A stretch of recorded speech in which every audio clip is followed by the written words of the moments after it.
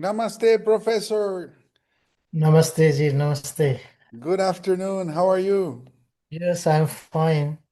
And how do you do? I'm okay, thank you. I am happier now that I get to chat with you, Yeah. eminent professor.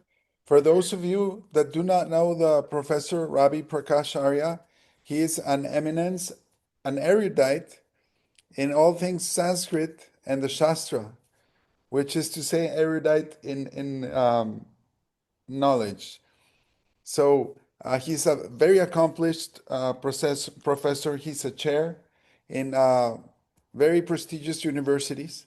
And he's a prolific writer, author, translator, interpreter, and with over 80 books in Shastra that he has translated and that he has written, which is amazing, Doctor. He's also a doctor with a doctorate degree. So that's why I say professor and doctor.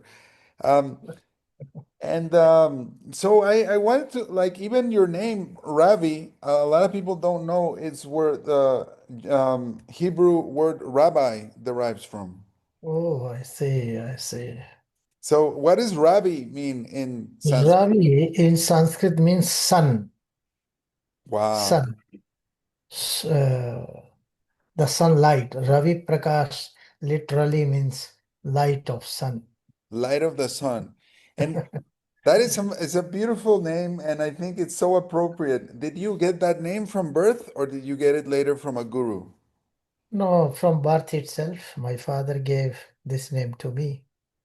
Oh, well, your father already was a seer, so we know Mm. he was a Muni or a Rishi, right? Yeah, yes, So yes, he had yes. foreknowledge of what you will become, Right. a In guiding fact, light of consciousness. And what his is inspiration just, uh, bring me to this field. amazing, amazing. Yes, because the seers can see past, future, and present. Um, Yeah. Very amazing. So, what is according to the Shastra the sun or the sunlight? If like not considering modern science, anything like that. According to the Shastra. According to the Vedic Shastras, the sun is a very important point in the process of creation. And the Shastra says, when the stars are born or they get birth, then the calculable time starts. Time which can be calculated. There are two types of times, Murtakal and Amurtakal. Amurtakal means the time which cannot be calculated, and Murtakal means the time which can be calculated. So after the birth of sun or stars in different universes, the calculable time starts. So this calculable time, that way sun has very a great importance. In Yoga Darshan, Patanjali says, Surya Sanyamat Brahmanda Janam. Because the sun is the center of the universe, our solar system or our universe. It's also, concentrated around sun. So he says, Surya Sanyamat. When a seer or a yogi, he does sanyama in the sun, he is able to know the knowledge of the entire Brahmanda, this universe. So, a yogi, instead of studying this creation in parts and fragmented way, reductionist way, he used to do sanyama, samadhi in sun, and he used to get the knowledge of the entire universe. So that way, the sun is very important in our shastras. Wow, that's amazing information. And where can readers find more on this subject? Perhaps in the Surya Siddhanta or any other text? Yeah, this time theory is very important in Indian system. The smallest unit of time is known as Truti, and that is 33,750th part of the second. And the highest, this is the macro unit, micro, and the highest macro unit time is known as Mahakalpa, and that is 311 trillion years time. Wow. That is mind-blowing numbers because Yeah, they go yeah, far beyond our imagination right. and our current conception, right? Um, Mhm. it's like Vasishtha, as you know, I'm still studying Vasishtha. It's very long. I've been studying it for the past 2 years. Yes, yes, yeah, yeah. And but tell me, please tell me what you think of Vasishta's view of time, because Vasishta challenges your mind a lot. He throws a lot of apparent Right. contradictions at you, but then he You tells know, you that there is no duality. Vasishtha is originally it's the composition of Valmiki, just like Ramayana. And it was written by Valmiki. But what happened in because it was a very long period, and traditionally this literature was transferred from one generation to another generation. One acharya was handling, then the next acharya started handling, and this way what happens, the the acharyas who were handling those works, and they were passing this knowledge, imparting this knowledge to their future generations. They used to add, they used to tell some stories to their students. Just like in today's world also, we are a teacher, I'm a professor. When I deliver lectures, I may quote certain examples from the past history or from uh, other type of things. So this is how this literature it kept on increasing. The number of shlokas they kept on increasing, and till recently, till 8th century, between Lord Buddha and Adi Shankara itself, it was revised. And when the Acharya, if he's revising some book, he will be inculcating sometime all those facts which happened before him. Just like in Yoga Vasisht, you will have the mention of Arjuna and Krishna. This mention was not made by Valmiki, but after Mahabharata, the Acharya who was handling it and who was imparting this knowledge to his students, he added this story. But what happens in Mahabharata also, in case of Mahabharata also, the same thing happened. Vyasa. Vyas composed only 8,000 shlokas. But the later compilers, just like Sauti, Vaishampayan, they started adding more and more upakhyanas, the stories, or some illustrative examples. And those 8,000 shlokas, they increased to 24,000 shlokas. It is, it is said, Chaturvinshati Chakre Bharata Sanghitam. Earlier, when the Mahabharata had 8,000 slokas, its name was Jaya. Jaya. Jaya means victory of Pandavas over Kauravas. When Sauti, he added more shlokas, more stories to expand the theme of the book. Then it contained 24,000 slokas, and it was known as Bharata Sangita. Chaturvinshi Vinshati Chakre Bharat Sangitam. Afterwards, more and more shlokas were added, and finally, now the present Mahabharata is having 1 lakh shlokas. So these type of additions, they kept on going in our shastras, but not all the shastra. Just like Vedas, you cannot insert anything. Their language is so perfect and so scientific, it's very difficult to compose a mantra. But the Shastras, those were written in simple languages, verses, the scholars, they were able to add more verses to them. So we may call these type of additions as additions, and we may also call these type of additions as interpolations. And these interpolations, these additions, not only occurred in Yoga Vasishtha, in Ramayana, in Mahabharata, even Smriti texts, just like Manu Smriti, we have all these type of interpolations or additions. Sometimes the writer or the person editor, who just like I'm editing now these books, so while editing they used to add certain more slokas whimsically, sometime with their vested interest, or sometime just to expand the meaning of the Shastra. So, this Yoga Vasisht basically is as old as Ramayana, Valmiki Ramayana, or Valmiki or Rama himself. But the edition, the present edition that we have with us, it is equipped with all those additions and with all those possible interpretations.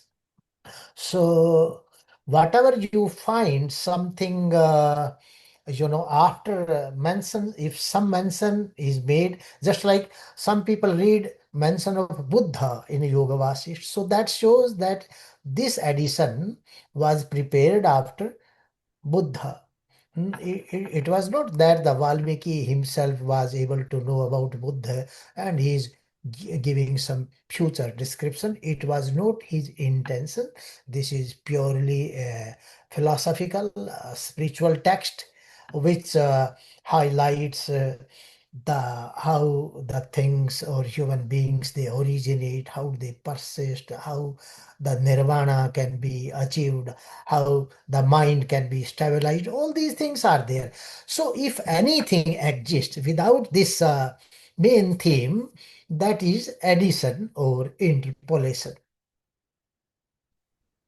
Beautiful, beautiful. Thank you for explaining that, Professor.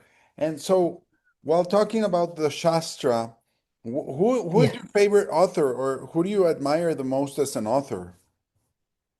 There is a difference between Shastra and text. Just like Surya Siddhanta, Aryabhattiyam, these are not Shastras, these are textbooks.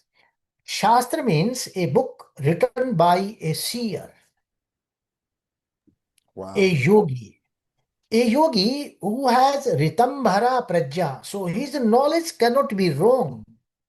But a scholar's knowledge can have errors. It can be wrong. But a seer's knowledge cannot be wrong.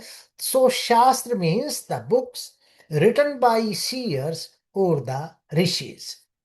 And so, and if you go by the authority, which shastras are authoritative, there is quite, serialization for that. The first number, the authority, if we deem authority any shastra, those will be the Vedas.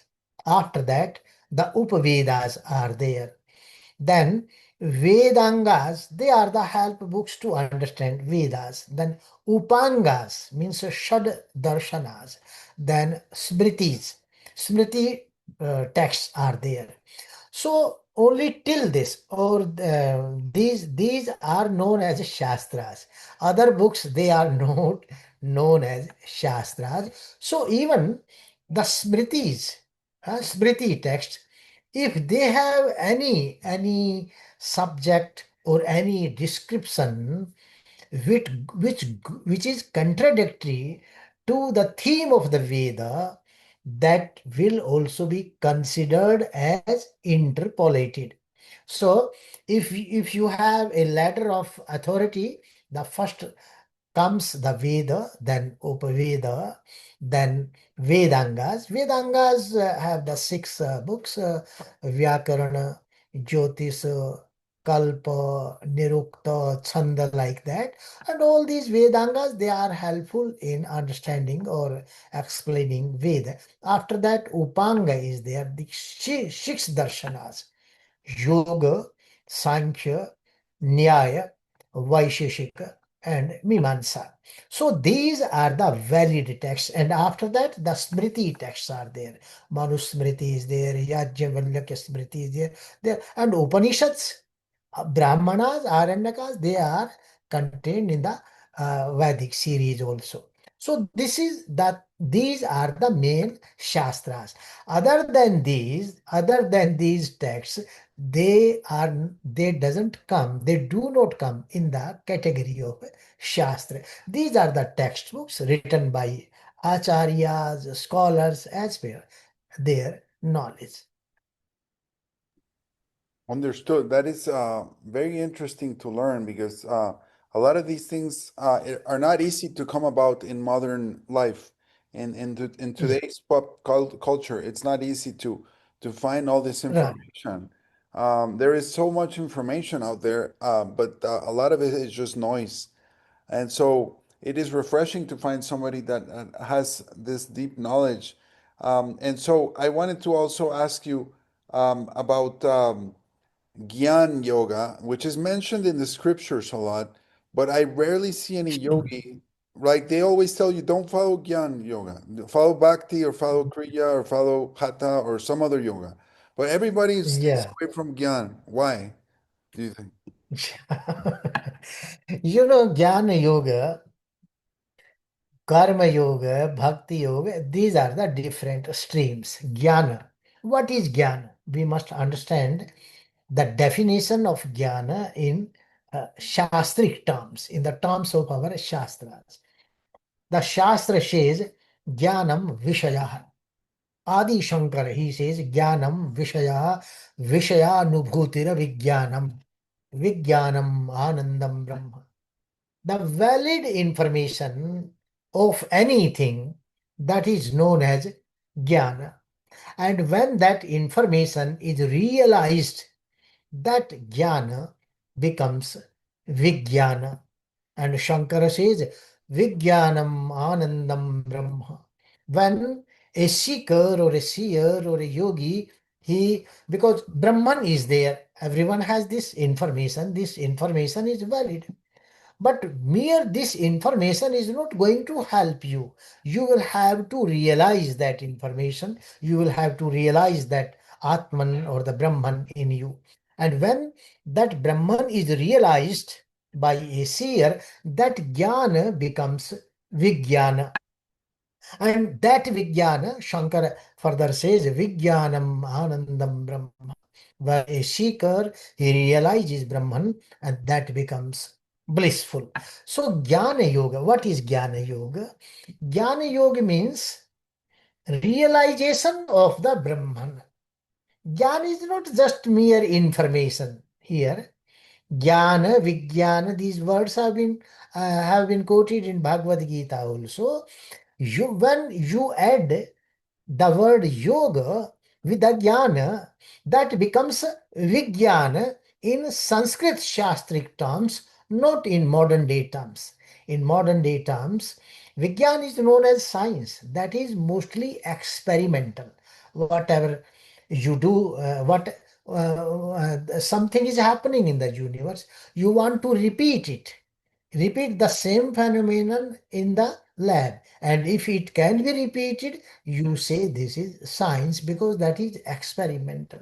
But in Vedic terms, science is also experimental, but experiential also, because everything cannot be attained by experiments. Brahman cannot be known through experiments, but through the experience. That is why it is said the experience of a mystic can be verified by another mystic. A scientist cannot verify it because that is based on realization. So, when this valid information, jnana, is associated with yoga, that is means vijnana.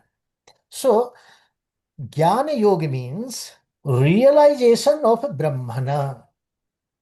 Karma yoga means doing such activities which are helpful in realization of Brahmana. And Upasana yoga means the surrender to Brahman that also helps the realization of Brahman. So the Jnana yoga is the supreme one.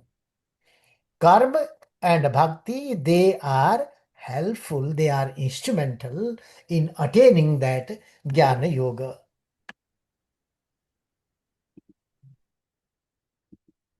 Amazing, Professor. Amazing. And so let me see here. Is this the concept of Swadhyaya, or how would that interplay? What do you think of Swadhyaya, and is it considered Right. sadhana or not? Yeah. Swadhyay. Swadhyay means study of the Shastras to help yourself in the realization of Brahman. You know, in Indian context, now in Vedic context, one thing must be understood very clearly. The what is the aim of the life? What is the purpose of the life? No civilization in the world could fix or determine the purpose of the human life except Vedas. Everybody thinks eat, mate, and marry is the purpose of human life. Enjoy it through all the sensual, the sensory enjoyment. We think this is the purpose of the human life. But no, according to the Vedic philosophy, the purpose of human life that is defined in one single word known as Purushartha. Purushartha literally means objective of the life of the human being. So what is that Purushartha? There are four things contained in this one single word, Purushartha. That is Dharma, Artha, Kama, and Moksha. So these four things, they are known as Chaturvarga, and there is another term, it is known as Trivarga. So Trivarga or Chaturvarga is the objective of the human life. So Trivarga means Dharma, Artha and Kam. This is the objective of the ordinary human being. Means Dharma means you attain moral, ethical values. You understand your duties towards society, towards your family, towards this environment, towards humanity, and gain knowledge. That is Dharma. Then Artha, as per Dharma, accumulate Artha, not doing adharma. As per Dharma, based upon Dharma, you will accumulate the artha, the means of livelihood. And kama means only the legitimate desire you are going to fulfill based upon the artha you earned according to the dharma. So an ordinary human being, he can at least limit himself to this three varga. But purushartha, the paramartha means the highest goal of the human life is the moksha. So Chaturvarga, for the divine beings, for the enlightened persons, for the wise person, the prime objective, Paramartha, is moksha. So Vedic system, everything what has been stated in the Vedic system, that centers around the goal of human life. No other thing is there. So when we talk about Swadhyaya, Swadhyaya means the study of the Shastras, which are going to help you in knowing the Dharma, Artha, Kama, and Moksha. So that is Swadhyaya. Sometimes the word Swadhyaya is also taken in the sense of Japa. Japa. Japa means just to chant or recite the name of Brahman. Just like if you want to chant something, don't chant any physical material things, chant the name of Brahman, and that name has been very clearly stated in Patanjali in his Yoga Darshan. He says, Tasya Vachakaha Pranavaha. Huh? His name is Oma. Oma, the name of the Brahman. So Swadhyaya means a study of Shastras, leading you to the moksha, leading you to the nisreyasa and abhyudaya. uh, Progress in your mundane life and the spiritual elevation. So that is Swadhyaya. Wonderful, wonderful. And so From all your studies and the studying of the sacred texts, what name or names of the Almighty, the Atman, do you find more appropriate? You know, the most appropriate name of Almighty is Brahman. But you know, the word Brahma has also been associated with soul. If you call soul as Brahma, then the Almighty will be known as Para Brahma. If you call soul as Atma, then Almighty will be known as Paramatma.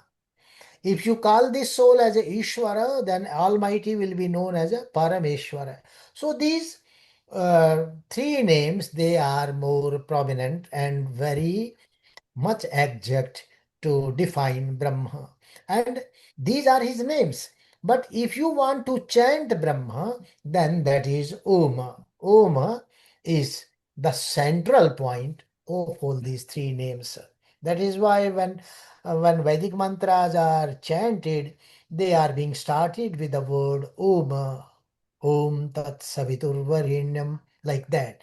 So Om is the most prominent name of Brahman, and this Om word is made up of three syllables: A, U, and Ma. A means originator, U, uh, organizer or sustainer, and Ma is a destroyer. So this word Om contains all these three things. And if you want to go by, if you, this is for reciting, chanting Brahman. You can't keep on saying Om Om. And if you want to tell something about Brahman, so then you can take the name Brahman, Paramatma, Parameshwara, like that. Wonderful. Yes, even Om also contains the masculine and the feminine and ma in Yeah. there, right? So Yeah. it's very interesting indeed. Um, so in this state of the world, going back to the creation stories, or from Vasishta or other Puranas, etc. Um, what creation story do you see recurring? Because, for example, Vasishta says that the world is in his Advaita, right? He's Advaita. He's monadic. He's saying basically that the world is not different from God, correct? And so, in that sense, he says if God is infinite and eternal, then so is the world. So what do we do with that, or how do you reconcile that with other Right, creation right. stories? You know, first of all, when we talk about Dvaita or Advaita, we must understand that these words are have been used in the sense of human beings, not the entire universe. World here or lok, the word lok means people, the human beings. Why? Because I told there are two levels. One is a Vyavharika level, the practical level we are living at, and another is Paramarthik level. Paramarth, I told, Param means the supreme, Arth means goal. Supreme goal means, what is the supreme goal of human life? Moksha, becoming one with the Brahman. So that is Paramartha. So he says, at Paramarthik level, Advaita comes. At a Vyavharik level, Dvaita is there. The duality is there. What is that duality? We must understand it. The human being, all all living beings, they have two entities. One is a spiritual entity in them, that is, you can say Atman, Brahman, whatever you say. And another is this material entity known as body, mind, intellect, sense organs. All these are composed of matter. So at Vyavharik level, the duality is there, means you have the body and you have the soul, both you have. That is Dvaita. But at Paramarthic level, Advaita is there, means this body will not be there. Only the one single entity, your Atman, it is going to merge with the Brahman. A small example I will give you to understand this whole phenomenon. Just like the space is there in the whole cosmos, we have a space. And then we make a picture or we make a room. So now the space has been divided into two things. One is the universal space and another is the space of that room, specific space, room's space. But if you demolish the walls of the room and the roof of the room, then what happens? That individual space of the room, it will merge with the space, universal space. Similarly, all human beings, they have a linga sharira, skull body. What is this linga sharira? It is made of four things. Number one, intellect. Number two, the mind. Number three, ahankara. And this body, the gross body and all these things. So this linga sharira, it is also skull. But in association with the Atman, it gets this reflection. It transforms this into this physical body, this linga sharira. So what happens if your mind is running to the outside world? It is gathering information from the outside world. It will have the sanskaras of the outside world. And as I told in the earlier interview, when the mind is having the information from the external world, so that information acts as the seed for its next life. So according to that information, the mind is going to get your soul is going to get the body. So whenever Yoga Vasisht or other texts, they talk about Advaita. Advaita means at Paramarthic level, Advaita is there. And they say that this whole world, this whole universe is the manifestation of Brahman. How come this whole world is the manifestation of Brahman? Because Brahman is existing each and every point of this universe. And at this Brahman, some element of Brahman is not there, then no living bodies can evolve. It is only due to that Brahman.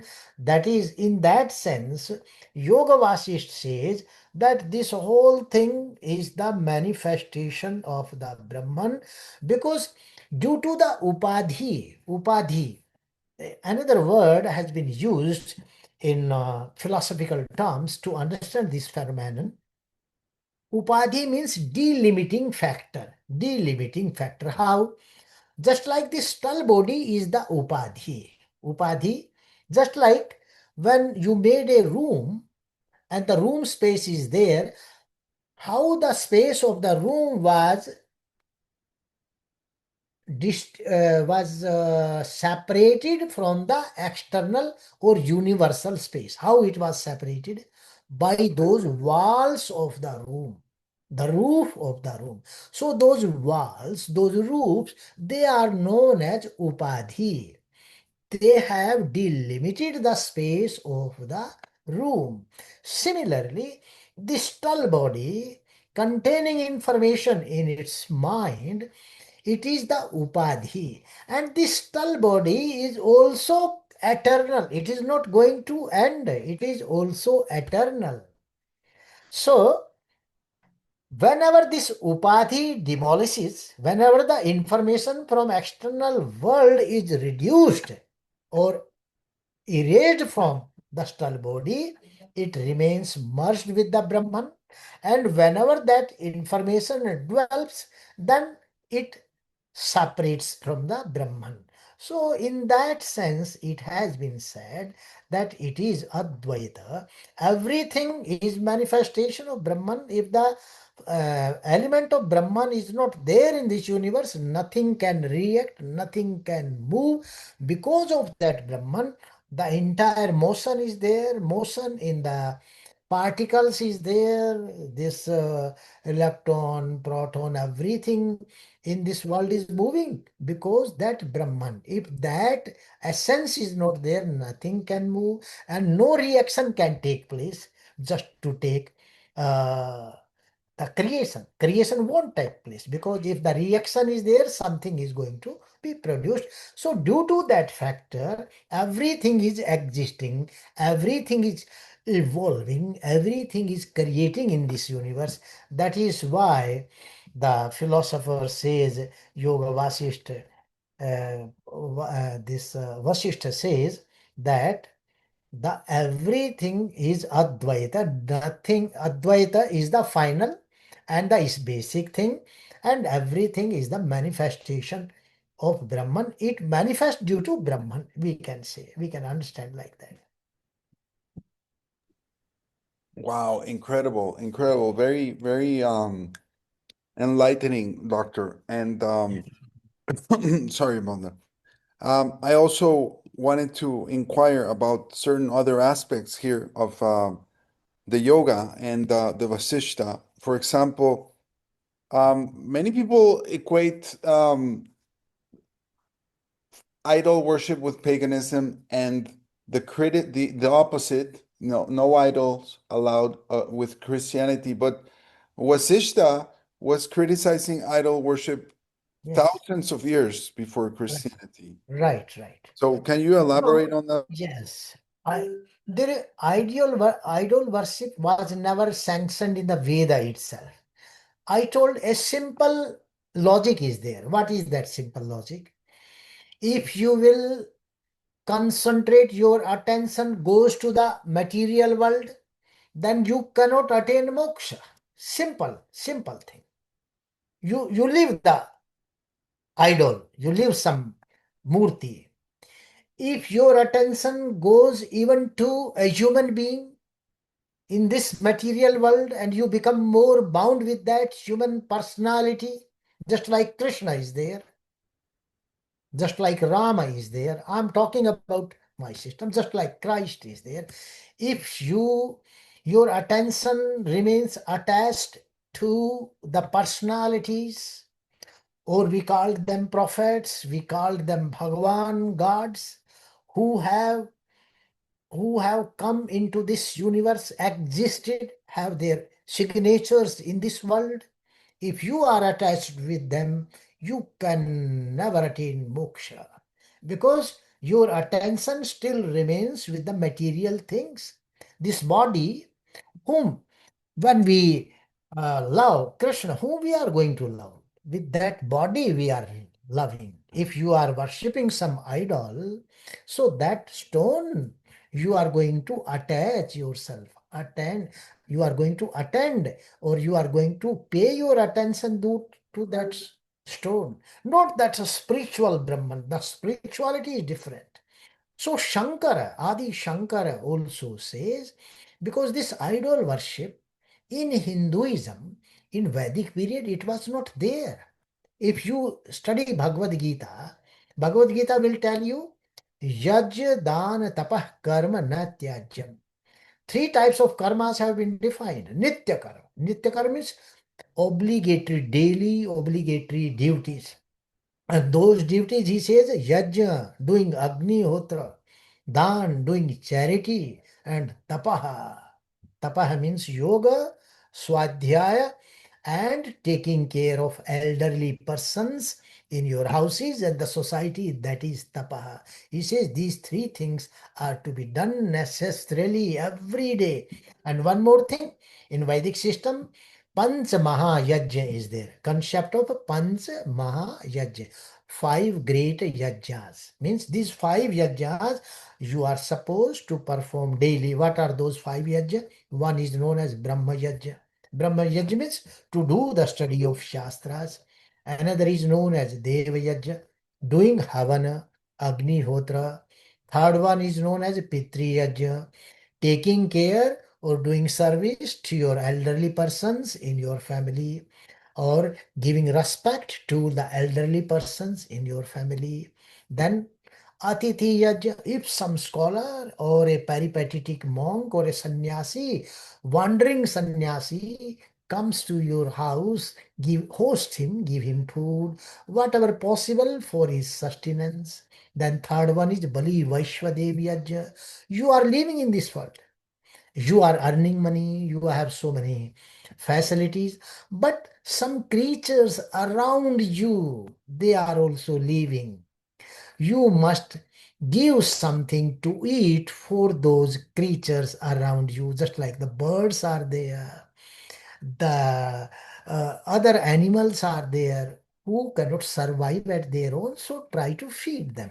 So this type of system was there in Vedic system, and this system, it it made people realize that your duty is this one. And in this system, this Murti Puja comes nowhere. In fact, the idol worship, as I told, it was not there in Vedic system.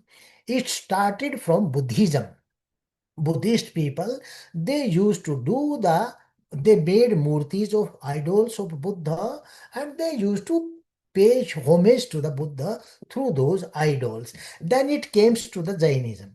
Shankara, in his Gita commentary, he criticizes this idol worship. And even if a true Advaitist is there, a true Vedanti is there, he will not go by this idol worship. That is hindrance on the way of paramartha, attaining moksha. So that is why, because Yoga Vasisht is a book of Advaita. Advaita means for Paramartha, for getting moksha. It criticizes idol worship, and clearly Yoga Vasisht says the persons who are going to worship idol, they are just like those small kids who are going to play with these small toys.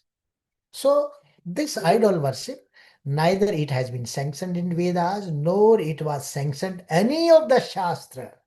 Bhagavad Gita is the latest one. It is not sanctioned there. And in Veda, clearly it says, Natasya pratima asti yashanam mahadiyasa. Natasya pratima asti. There is no murti of the God whose yashaha, whose glory has spread all around. He cannot be seen through the Pratima because he is all pervading. And if you are doing idol worship, what will happen? You are delimiting that all pervading power of Brahman to a one certain point. You are humiliating him. You are doing his insult. So that is not the proper thing. All works, the philosophical texts, they never sanctioned it. Even till the Ramayana, if you study Ramayana, leaving some interpolated shlokas, they made temples. Those temples were not this in Mandira or Devalaya. In Sanskrit, Devalayas were called. These Devalayas, they were not these type of temples today we have, where the idols are worshipped. Devalaya means observatories. Observatory. Deva means the astronomical object. They are devas. And observatories, just like some of the temples you have seen, that sun temple in Konark, you might have heard, that points to the sun, that is the observatory of the sun. So similar, all those devalayas in Vedic India, they were observatories to study the Khagola, astronomy, and to gain other type of knowledge. But afterwards, just like in Ujjain, Mahakal temple is there. That is not the temple of Shiva. Mahakal means greatest time determination factor. That was the Greenwich, Vedic Greenwich line, prime meridian, 0 degree longitude. Today it has shifted to England.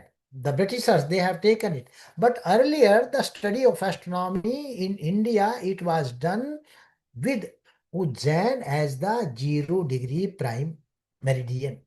So these were the observatories. Devalaya means the observatory, and mandiras, they were also some observatories, the study, the things for doing astronomical studies, because three types of knowledge has been described in Vedas. One is Adhyatmik, the spiritual knowledge. Another is Adhidaivik. Adhidaivik means astronomical knowledge, process of creation and knowledge about all these heavenly bodies. And third one is Adhibhautik, this mundane life knowledge. So this Adhidaivik knowledge, it used to be imparted through those Devalayas. So idol worship never existed, and I think this is some aberration in Hinduism today. And this, if you want to attain a moksha, if you want to attain paramartha, you cannot go by idol worship. But people, they are promoting it because it has now become a business also. Because we are living in a society, business oriented society. So every material thing matters today. Even the great, great sannyasis, sadhus, they are all materialist. A person today is known great by the wealth he accumulates, not by the knowledge he accumulates. And Wow. this is the effect of Western civilization in India, I would say. Because in your universities in USA, you see the university names are after the rich persons. Harvard, he was a millionaire. But in India, the universities have names after the great spiritual leaders. Shankara, Vivekananda, Dayananda, like that. They have their say. Till date they have. But now the things are changing because the material wave is going on, so everybody is going to be swept by it. This is impressive, Doctor. And there's something that I also find impressive are the parallels, and which you point out in your commentaries as well, with the teachings of Jesus Christ in the Gospels.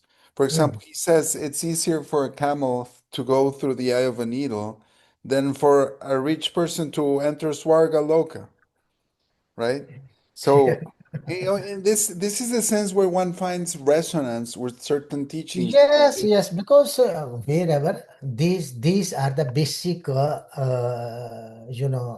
philosophical values. If anything, anywhere these basic values have been adopted, certainly those they belong to the Vedas or Indian philosophical system. And wherever there is a deviation, that is people's their own conjectures or their own imaginations. I won't have to do comment upon that because it will be unnecessary wasting time.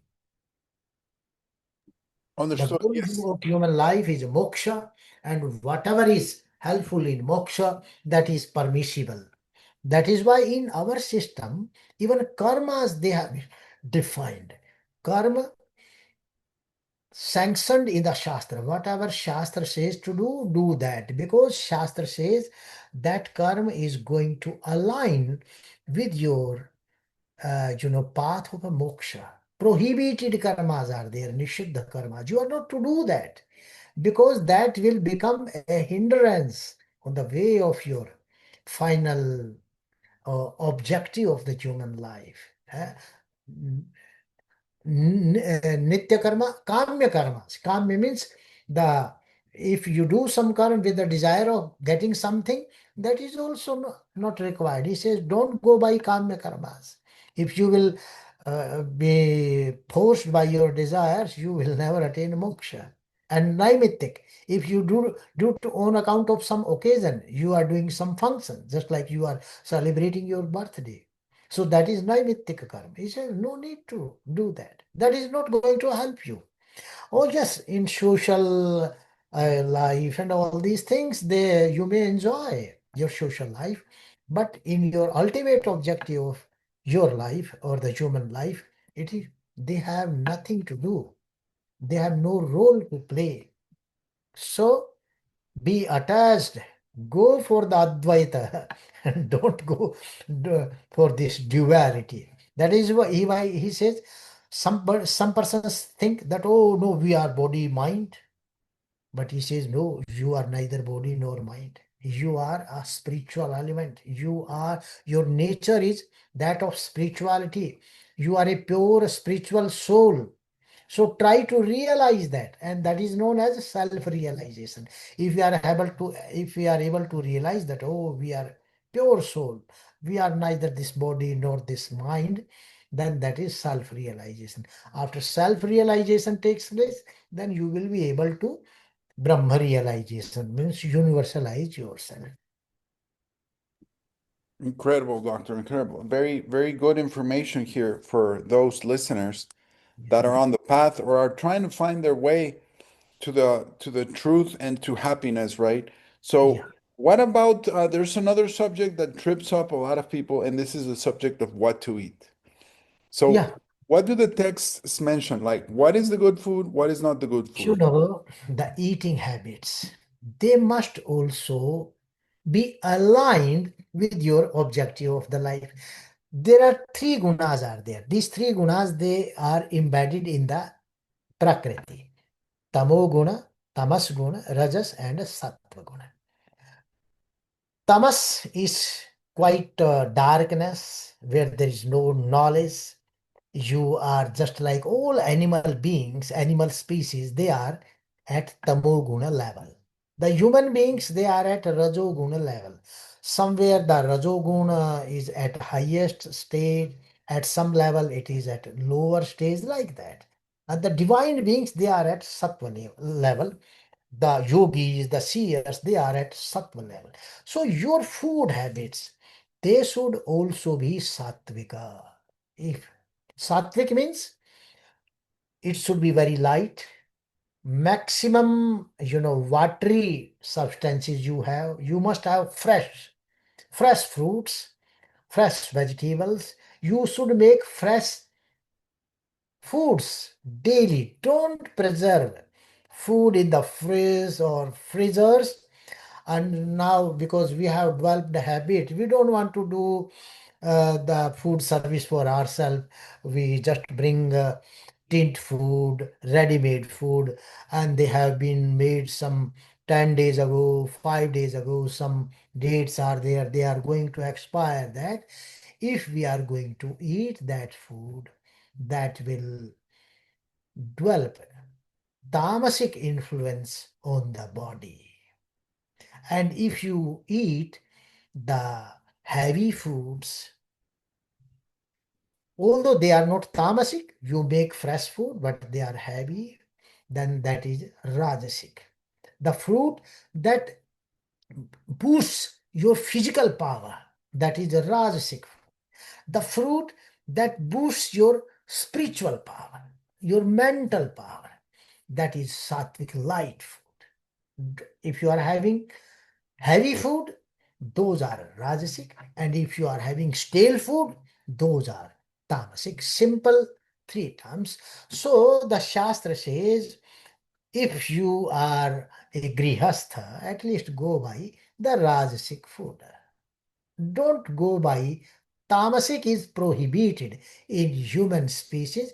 If you will eat tamasic food, then your next life will be in danger. You will be having some animal body, not the human body, because it whatever you take, whatever food you take, whatever you think, whatever you study, the people with whom you interact, whatever work you do, all these things, they are going to make sanskaras, impressions in your mind, and those sanskaras, as I told, they will become the seed for your future life.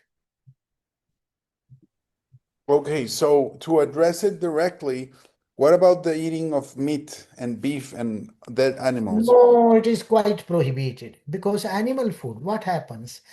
I told animal they are living at the tamasic level.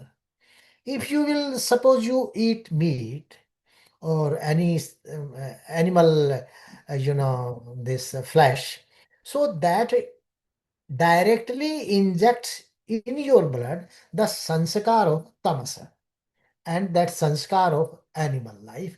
So then, according to the Shastras, such a person is not going to attain human life again. You will you will be getting the same type of body, the sanskar of which you are accumulating in this universe. If you are always eating chicken, chicken, chicken, certainly, then you will have to be a chicken in the next life.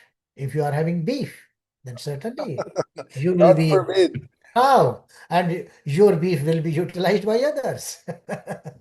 Wow. It's a simple mathematics, nothing, no such technical things are there. Very simple mathematics is there in Indian philosophical system. That is incredible. Yes. I see so many people that have struggled with that, and they Right. they even defend it. They defend it like it if their life depended on it, and it's very strange to me.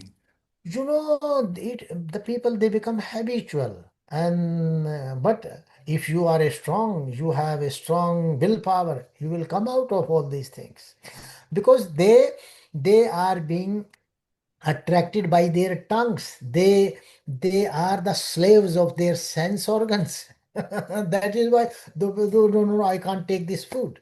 If you are not the slave of your sense organs, you can take even the bitter things. You don't go by the taste. You will go by the things which are healthy for you, which uh, boost up your spiritual power. You won't go by the things which are going to be tamasic or which are going to be unhealthy for you or which are going to create some problems with you. So that is why Sanyama, control of sense organs, control of mind, it has been emphasized.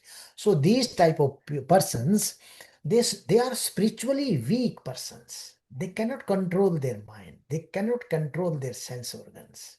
So they are the slaves of their mind and sense organs. Wherever their senses will take them, they run after that. Your eye says, no, no, let's go see this dance. So you will be forced to go there because you are being driven by your sense organs. You are driven by your mind, not by your soul or intellect. Rationality should be there. Whatever is best in your interest, do that. Don't do whatever you find as good for you. Good means whatever is in, uh, positively good. It's not that you like it, you have a taste of it, so you go for that. Don't go by the taste. Go by the, benefits or go by the good things. Yes, the higher spiritual benefits versus the immediate sense gratification, and Right. controlling the mind is so hard. And Very hard. the thing about Wasishta too is that he basically what my take on is on the whole book, of course, or books, several books, is that he is using logic also to prove so many things because people shy away from logic sometimes, right? They want okay, do Shreya or do Bhakti or faith or belief or the problem I have with dogmatic belief or blind belief, which is good for some people, but not for never has been for me, is that you can attack it and you can disprove it. And when you have a sound logic, it's that is you can prove something, somebody else can replicate it, and it's harder to attack. You know what I'm saying?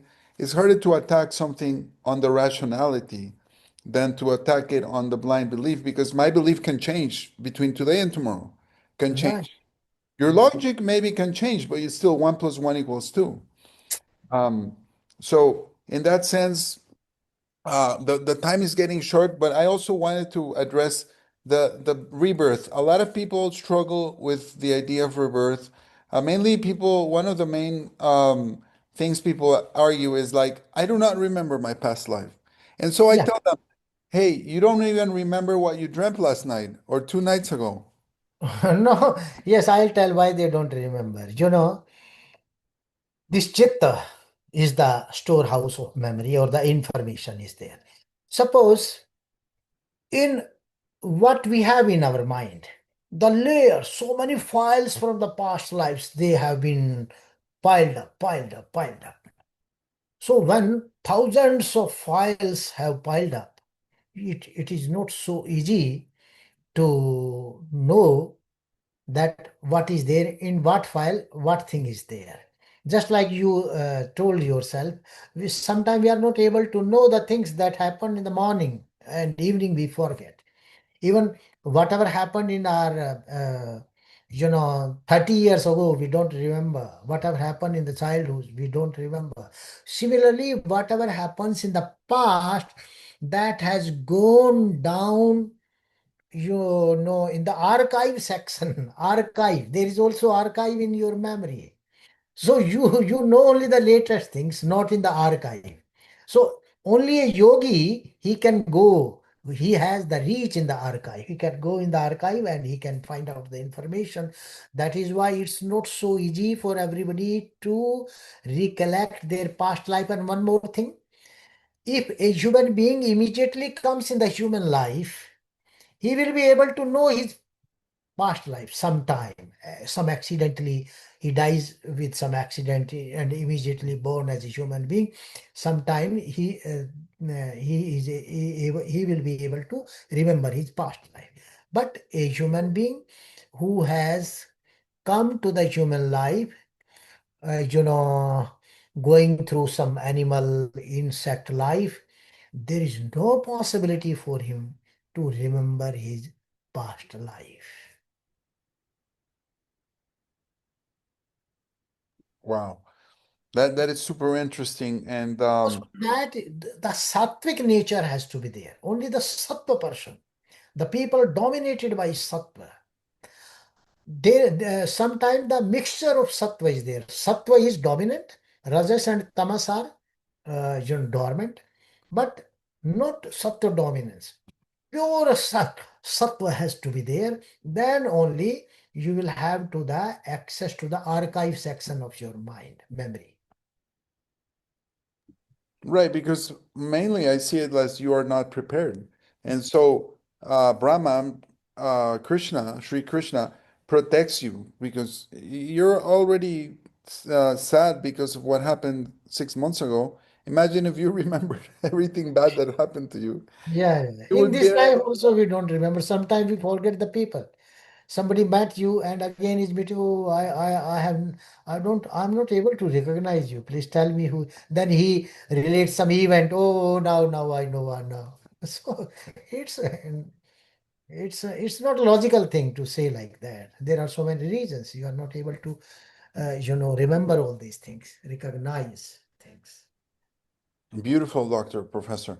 Well, I appreciate your time so much here sharing your wisdom with us of the Thank scriptures you, and wish you many blessings. And thank you, thank you, thank you. hopefully, we will talk again. Yeah, thank you. Namaste. Namaste.